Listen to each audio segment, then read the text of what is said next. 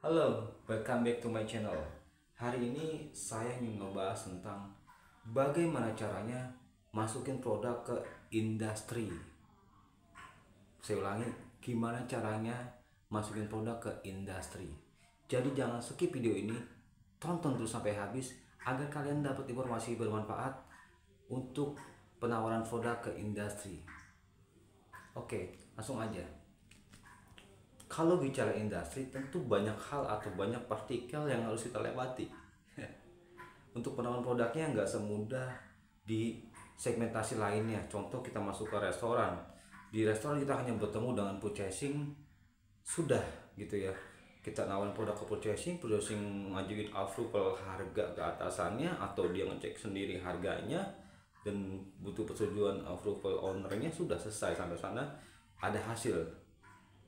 Entah deal atau tidak, akan muncul hasilnya secepat itu hanya melalui satu orang saja yang namanya purchasing. Tapi kalau di industri ada bagian-bagian khusus, bagian-bagian tertentu yang mesti kita lewatin, yang mesti kita approaching gitu. Nah, apa itu bagiannya? Kita akan bahas satu persatu. Sebelum masuk ke bagian, kita harus tahu dulu. Kita harus spesifikasikan produk kita apa. Contoh, kita mau jual cleaning equipment, alat-alat kebersihan gitu ya. Misalnya kita mau jual vacuum cleaner, kita mau jual scrubber, kita mau jual polisher gitu. Kita harus tahu dulu siapa PIC-nya yang tepat untuk kita approaching gitu. Nah, sebelum melangkah jauh ke sana, saya ingin menjelaskan bagian-bagian terkait. Biasanya di industri itu ada beberapa macam bagian. Saya juga sambil mengingat ya. Setahu saya di sana ada namanya purchasing. Purchasing adalah bagian atau divisi buyer. Nah, dia sebagai buyer saja. Dia hanya membeli barang atas permintaan daripada usernya gitu. Nah, usernya ini dibagi beberapa divisi. Ada yang namanya HRD atau HR atau HR gitu ya, atau GE. Ada lagi yang namanya HSE.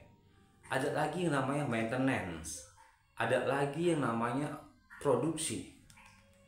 Nah, setahu saya itu divisi-divisi yang harus kita lalui ketika kita approaching produk.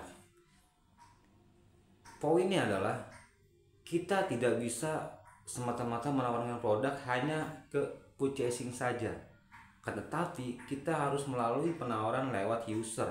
Salah satunya tadi, saya ulangin kembali, bagian yang terkait di bidang industri adalah HR atau HRD atau GE. Terus ada lagi maintenance, ada lagi operator, ada lagi HSE. Nah, itu adalah bagian yang terkait yang harus kita lewati sebelum kita closing di purchasing. Nah, saya ambil contoh produk cleaning equipment. Nah, cleaning equipment kita lihat lagi apa yang kita mau tawarkan ke sana. Misal kita menawarkan scrubber, alat pel otomatis gitu ya, yang kita nggak perlu lagi dorong-dorong manual, ya dia udah bisa nyapu, udah bisa ngepel, udah bisa nyikat sekaligus vakum. Itu namanya scrubber ya teman-teman. Itu. Nah, artinya apa sih? Scrubber ini lebih mengarah ke bidang kebersihan dalam pabrik ya. Misalnya di area produksi, mungkin di area ya area-area lah, pokoknya intinya di area industri, area produksi, area gudang, area macam-macam area di dalam industri gitu. Nah, jika kita tahu produk kita adalah mengarah ke sana, kalau kita menawarkan produknya hanya sampai di purchasing, tentu tidak akan bisa masuk teman-teman. Tidak akan pernah bisa masuk. Kenapa? Purchasing itu tidak akan pernah tahu spesifikasi yang dibutuhkan oleh user. Nah, user biasanya kita harus ke usernya dulu.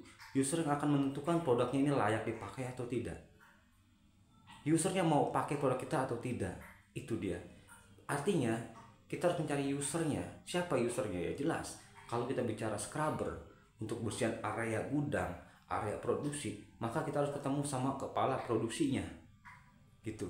Kepala produksinya atau kepala gudangnya, usernya yang kita cari, gitu. Kalau usernya udah kita temui, kita akan tanya, Pak, saya dengan Rico ingin menawarkan scrubber, saya buat contohnya seperti ini, di demo sama dia cocok, dia lalu report ke purchasing, lalu bisa di PO, seperti itu. Saya ambil satu lagi, misalnya kita mau jual industrial wipes atau lap industri untuk bersihin tools, mesin, yang sifatnya engineer, yang sifatnya kebersihan atau untuk perawatan gitu ya. Maka yang lebih tepatnya kita menawarkan ke usernya yaitu adalah bagian maintenance atau bagian engineering, lebih ke arah sana untuk penawaran produknya. Karena yang udah pasti pakai untuk perawatan adalah si maintenance dan engineering, gitu. Engineering juga pakai cleaning equipment seperti scrubber ataupun polisher, pakai, tapi lebih spesifik lagi mereka ke arah perawatannya. Contoh kita tahu industrial wipes atau vacuum cleaner itu cocok untuk seorang engineer atau maintenance. Nah, kalau kita masukin ke HSE, scrubber tadi atau industrial wipe tadi kita masukin ke HSE, tentu tidak akan nyambung teman-teman, tidak akan pernah bisa closing. Karena apa? Karena si HSE tidak membutuhkan alat itu, ya. Lalu apa yang harus kita masukin ke HSE?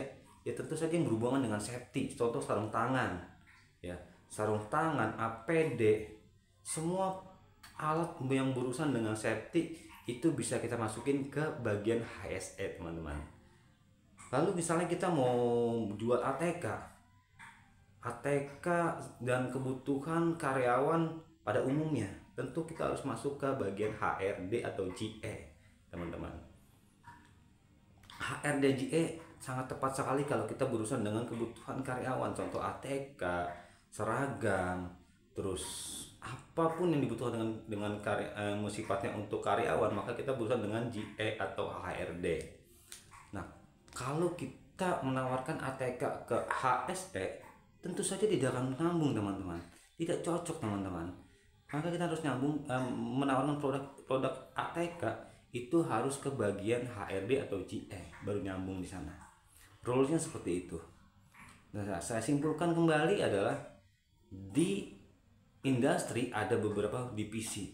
Yang pertama ada HRD atau GE, yang kedua ada maintenance atau engineering, yang ketiga ada operator produksi atau VAC gudang, gitu. 3 divisi ini yang bisa kita approaching untuk penawaran produk sebagai user yang menentukan dia mau pakai produk kita atau tidak. Dari 3 user ini yang nantinya akan bermuara ke purchasing, teman-teman. Kita lolos dari 3 ini, baru kita bermuara ke purchasing. Barulah kita bisa menemukan hasil PO atau tidak PO produk kita di sana, gitu ya. Sekian dari saya video kali ini. Terima kasih banyak. Thanks for watching. Bye.